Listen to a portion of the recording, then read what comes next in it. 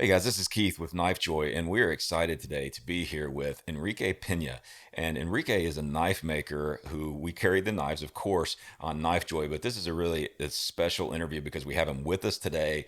He's been with Chris Miller, our founder, really starting to share some information and ideas. And so, Enrique, just wanted to welcome you today. How are you doing?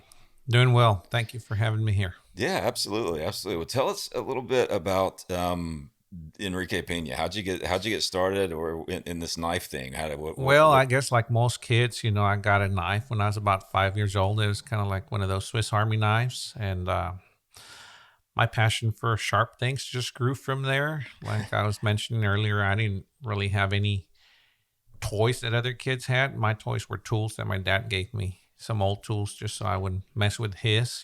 Gotcha. And building stuff has always been in my nature. And although I love knives, the majority of the joy for me comes from building them. That's where I get my satisfaction from. And so just knives have been a part of me for a long time. I kind of started making knives when I was 13, if you want to call them knives. They were more like a shank. Yeah, gotcha. But Right. Yeah. it just But you grew. were you but you were on the outside, right? You weren't in jail No, making not in shanks, right? jail. You were Yeah. there, right? Gotcha. It's just a sharp thing, on a stone grinder. Like And fixed blade yeah. type thing. Yeah.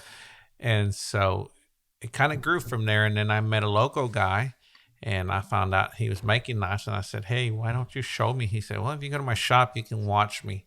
And he was forging stuff and it kind of just grew from there. And my main thing has always been slip joints and Okay. folders, per se. And it just kind of grew from there. It grew into a good hobby that would take a lot of my time. And so I just, for years made them as a hobby. And in 2008, I got laid off, and my hobby became my job. Gotcha. And so, with the support of my wife and so forth, I made it into my career. And now I don't think I would do anything else. That's an I'm awesome happy story. there, Yeah. so I'll just stay there. It's amazing when things that you seemingly bad things like being laid off, you're like, what am I going to do? But then it ends up being a blessing and turns into something that allows you to do what you've been passionate about Yeah. all along. So that's always cool. All my So brothers, we're five brothers, they're always been into business. And they would always tell me, like, "Hey, work for yourself, work for yourself." But I just never had the courage to do it. I had benefits, this and that. And right. so that was kind of the kick I needed to do it, and I don't regret it now. It's probably the best thing that happened to me was to get laid off. Yeah, that's awesome when that happens that So way. now this So, is what I do for a living. yeah, that's Travel great. to shows, which is really fun, and meet new people and sell my stuff and interact with the customers. That's really fun and nice Yeah, and rewarding. yeah, absolutely. That's cool to be able to get out and interact. I'm glad that things are opening back up, so we're doing more face to face Oh, yes, shows and all that. definitely. So yeah, to get out there, and it's cool that you as the knife maker go and meet with people and see people firsthand that might enjoy your product. So Yes. tell us a little bit about that. What is the unique, or what's your angle in the knife game with the knives that you make? I mean, I know you said slip joints, but what's cool about that opinion knife?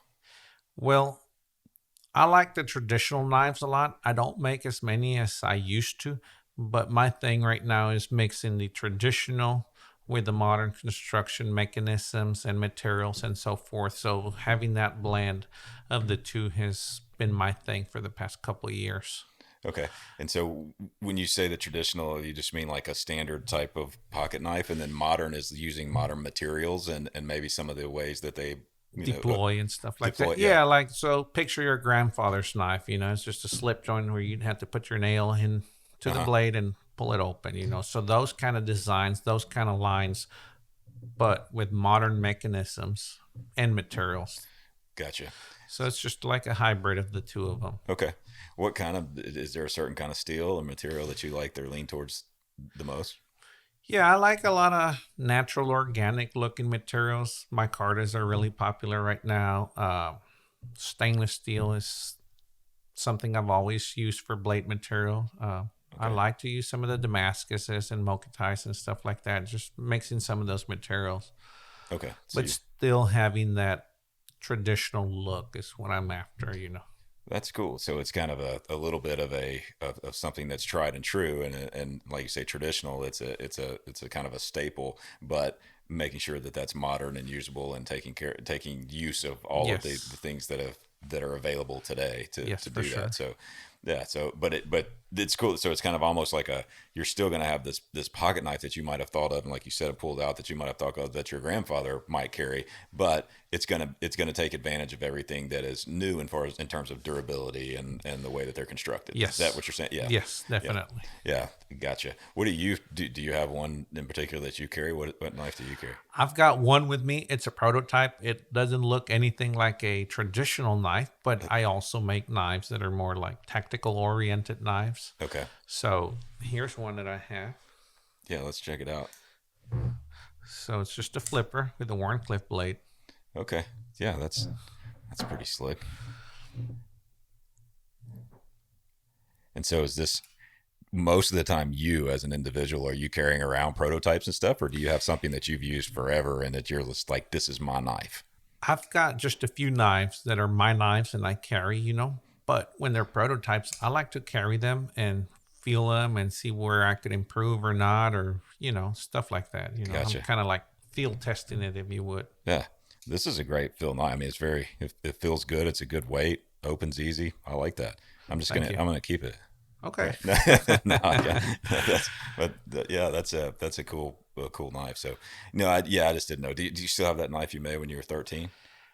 I do not, but I do have the first folder I ever made, Do you which is a slip joint. Yeah, I sold it to a guy for I think like $80, really? and he gifted it back to me one day later. He Oh said, wow, "I think you should have it." that's probably special. So I Yeah, have it. Yeah, yeah. What do you think as the knife industry, man, is really just kind of starting? It's blown up more in these last few years than I've really seen it, and there's a lot of aficionados and passionate people about it, and then there's more people that are just maybe have an everyday carry that they never did before because there's so many cool things out. Where do you think it's going? it's really amazing what the industry has done.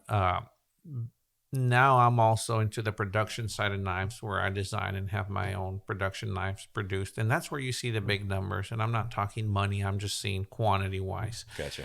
And it bewilders me how many knives get sold and who buys them and why do they buy them and this and that. It's just amazing. It's a great thing, and I see the whole knife industry really growing. Like every year, there's more shows, there's more people coming into it. It's just an amazing thing to see it growing. Plus, the community is really a really neat community, unlike others. Right. Yes. It's very close knit. A lot of people are willing to help. Uh, Everybody's really friendly and nice, and for the most part, everybody's down to earth. And it's not just a U.S. thing; it's kind of getting worldwide. You start seeing knife makers from other parts of the country of the world traveling to the U.S. doing the shows over here and stuff like that. So, of course, with COVID, not so much right now, but Right. you have people from South Africa, from Germany, from Russia, from everywhere making Starting to like make nice. knives. Yeah. And I think that, with technology and everything, like the game has stepped up, and Right. now you see like really cool stuff and it pushes everyone to just do better. So overall, I think it's a great thing. The knife industry is. Yeah, and we see that too. Just even on like around our community at KnifeJoy and our social media, people are communicating more and talking back and forth and sharing different knives. I mean, it really is a community. That's a good word to use. Is it really is kind of a community that's It being really built is, around yeah. here. Yeah, that's good. So you think it's going to continue to grow? I think so. I mean, it all points to that. Yeah, yeah. So, well, man, if there were anything that you'd want to say to the audience about you or about Pena Knives or anything that you can that is upcoming or anything that you want to say, what would you do? You got the mic. Well, there's a lot of things coming up. I don't have anything in order that's coming up, but new models are coming up. New projects are always in the works. But I guess the one thing that I really should say and can say is that I'm very appreciative of the knife community. I'm very humbled by it, and I appreciate everyone supporting me and buying my stuff. And I appreciate you guys having me here as well. Well, thank you, Enrique. It's been an honor and a privilege having you here and being able to speak with you firsthand. It's always cool to be able to meet our knife makers and everybody out there. Check out knifejoy.com. It's an honor to have his knives there. You can go to the Pena brand on the website, check out a variety of knives there. So thanks for watching.